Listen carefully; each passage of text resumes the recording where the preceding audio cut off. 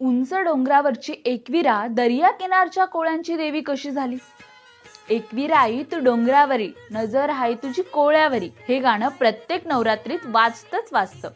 पण या गाण्याचे बोल जरा लक्ष देऊन ऐकले तर एक प्रश्न पडतो. तो म्हणजे दर्या किनारी राहणाऱ्या कोळ्यांची देवी समुद्रापासून एवढी लांब लोणावळ्यात एका डोंगरावरती कशी काय, असा प्रश्न पडतो. ज्याबद्दल सांगायचं झालं तर एका आख्यायिकेनुसार पांडव जेव्हा अज्ञातवासात होते तेव्हा एकविरा माता त्यांच्या समोर प्रकट झाली आणि पांडवांना तिच्यासाठी मंदिर बांधण्याची सूचना केली.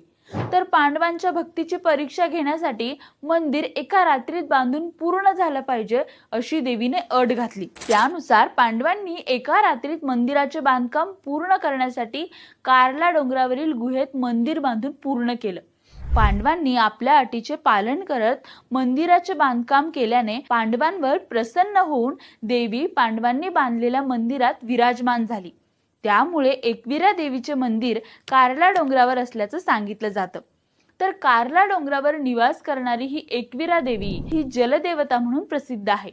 ज्या लोकांचा पाण्याशी जास्त संबंध येतो ते लोक जलदेवतेची पूजा करतात. तर कोळी, आगरी या लोकांचा व्यवसाय हा पूर्णपणे पाण्याशी संबंधित असल्याने हे लोक जलदेवतेची जास्त पूजा करतात.